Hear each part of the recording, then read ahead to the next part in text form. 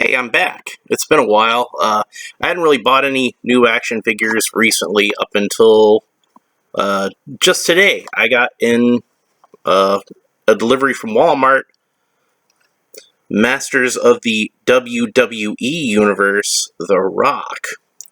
So this is one I've been looking forward to because The Rock is actually one of my favorite professional wrestlers from back in the day. So I haven't done one of the WWE figures on here yet. I've just done the Origins figures. So let's have a look at the packaging. You can see that it's got a similar exploding meteor pattern to the regular standard Masters of the Universe packaging, only this is done in kind of a blue with a purple background.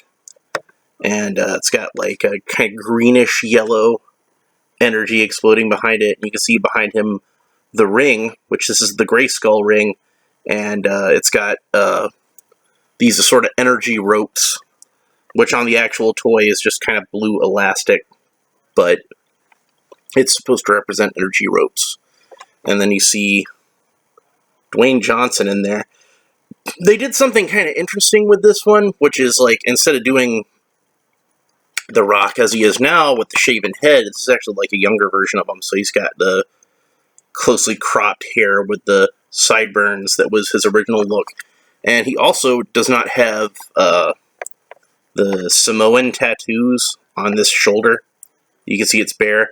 He does have the Brahma Bull over on this shoulder. Yeah, so anyway, let's go ahead and open this bad boy up. So, I heard somebody suggest to open it from the bottom. There is like a little bit of an opening down here. I don't know if it's going to make much difference. So, but I'm going to go ahead and try it. Just to change things up a little bit.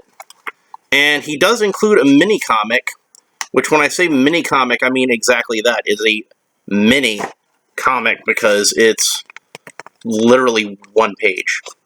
One page of actual comic. So you've got a cover with The Rock battling John Cena, Faker, or Faker John Cena. I'm not sure how they, I don't remember how they do that.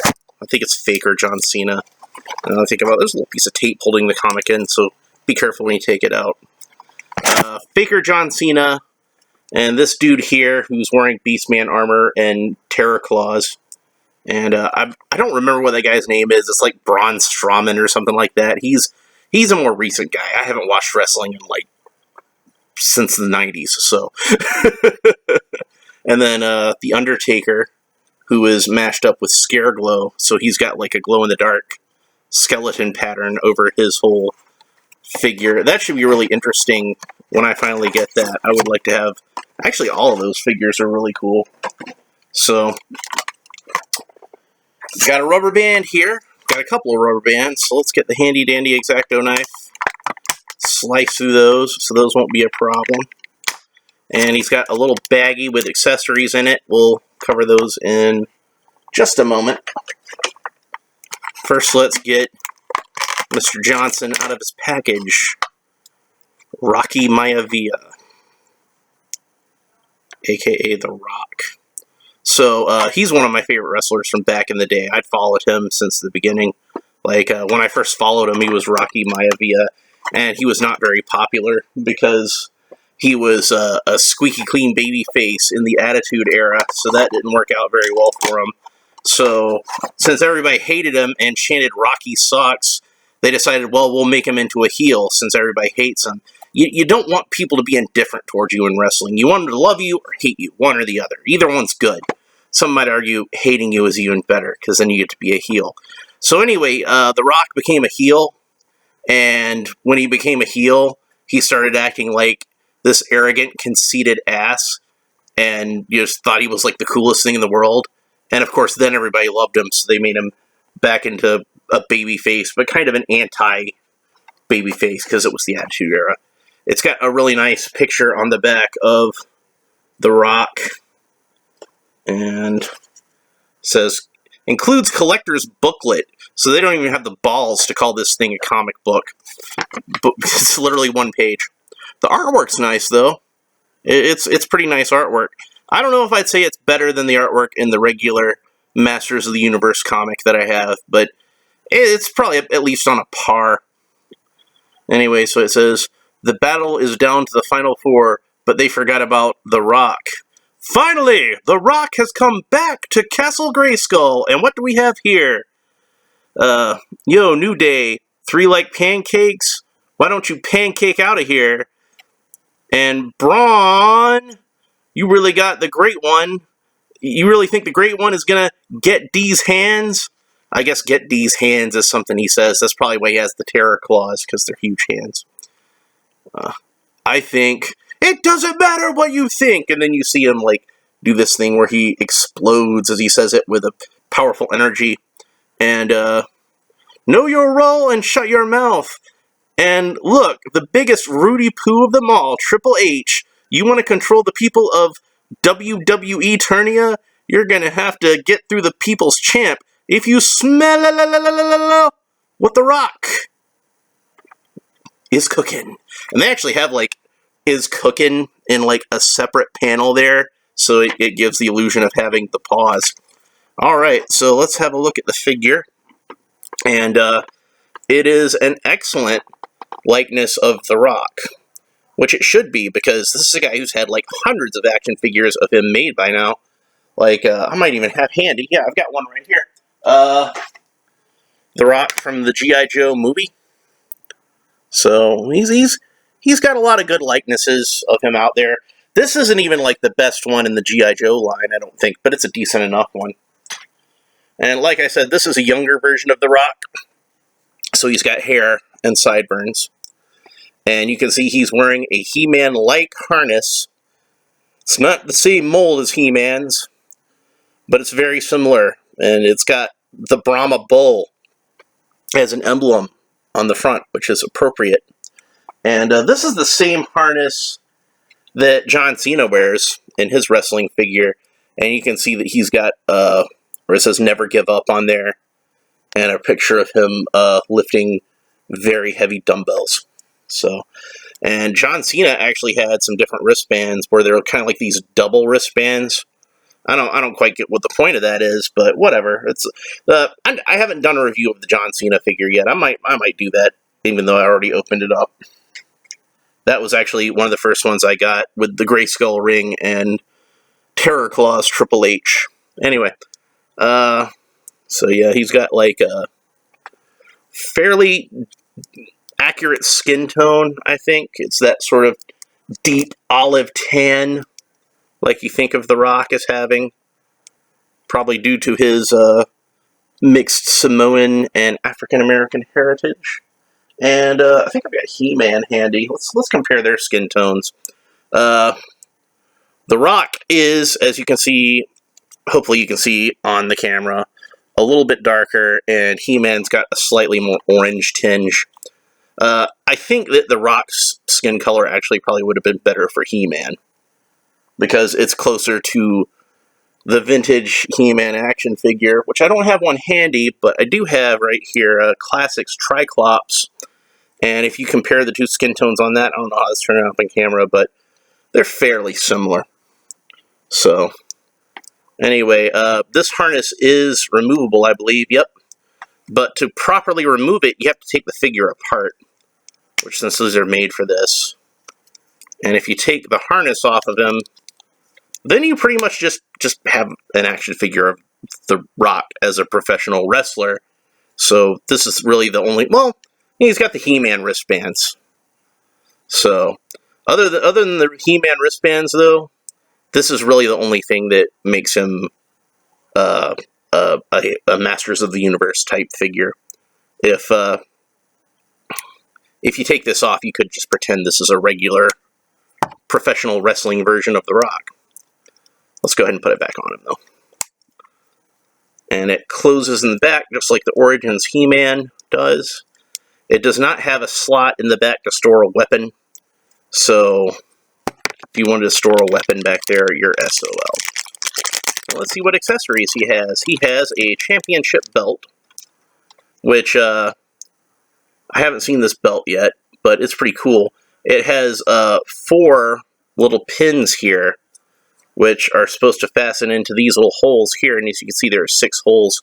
So you could fit it around a figure with like a wider or more narrow waist, I suppose. Just whichever seems like it'll fit better on the figure. It looks like he'll take the more narrow fitting. Probably the wider fitting would be useful for characters that already have a belt on that you'd be putting it on. So there he is with his WWE Eternia Championship belt. Let's have a closer look at that belt, shall we? It's got these kind of, I'm not sure what you call them, the little rivets, like are on He-Man's belt. These kind of little decorative things. What Doctor Who would refer to as the round things. He's got the round things on his belt. So it's got like a nice little homage to He-Man, and it's got like these little kind of spangles hanging off. I don't know what you'd call those. Look like little coins or something like that hanging off of it, like chains, I guess, to make it a little more barbarian looking. And as a longtime Masters of the Universe fan, this is what I think is the absolute coolest thing, is if you look closely at the center of the belt, it's got 2 crossed swords on there. And those are not the standard power swords like He-Man and Skeletor have, but those are, in fact, the swords as they appear on the flag of Castle Grayskull. So I'm guessing in the world of WWE Eternia, if you wear the belt, you have access to Castle Grayskull, or at least the Grayskull ring. So, but that's not his only accessory. Let's see what else he's got. There are these 2 little lightning bolt pieces, and I believe these are supposed to clamp onto his wrists, like so. They fit pretty well. These are actually from DC Universe Classics, and those came with the Flash and several other characters in various colors. Like Blue Superman had them. Basically anybody that could have lightning bolts come out of their hands for whatever reason, they kind of would use these. And I guess since they have them left over, these will be neat parts to use for He-Man figures. Oh, like for example, got Skeletor right here. So you could clamp them onto Skeletor's wrists, and they could represent some kind of magical spell. Or I bet, yeah, you could put the lightning onto the sword, so that he's harnessing its magical abilities, or even onto the Havoc staff. I'm betting that fits pretty well. So you can do all kinds of things with these things. If you're like me, you've got several of these in your parts bin already from all the DC figures, but just something to think about.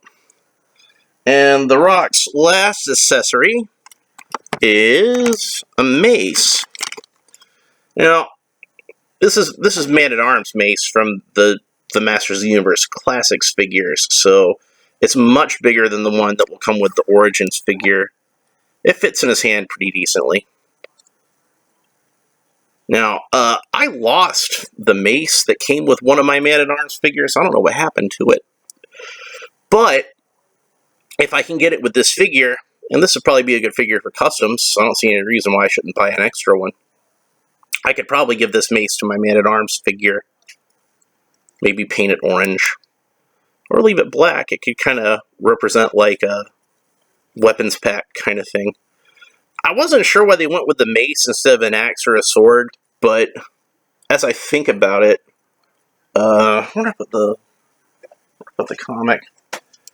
I was kind of glancing at how he was holding it in the comic, and see how he's kind of holding it off to the side. It's not exactly like how you might think of it, but it did kind of make me think a little bit of like a WWE microphone, like when he's shooting a promo. And of course, The Rock is famous for shooting some really awesome promos. This wrist is a little loose.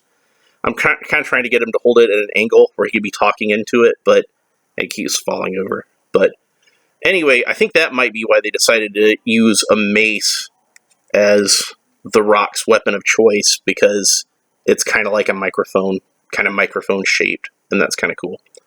So anyway, if you're a fan of wrestling action figures, or Masters of the Universe action figures, either or, and I'm sure there's a lot of crossover on the Venn diagram for those, I would highly recommend this figure. It's probably one of the greatest wrestlers of all time. It's a really nice figure of him. It's a fun little homage to He-Man and the Masters of the Universe, and it's a pretty good action figure in its own right. It comes apart, like I said, like the other WWE and Masters of the Universe figures do, so you can have fun interchanging all the parts and everything. I think his skin tone matches up with Rey Mysterio, which is the other figure that I ordered, but I haven't gotten it yet because they broke up the shipment. I'm supposed to get it today, but I haven't gotten it yet. If I get it today before I have to leave for work, I'll go ahead and do another review of that one. But for now, I'm gonna know my role and shut my mouth. So, alright, well, take care. We'll talk to you later. Bye.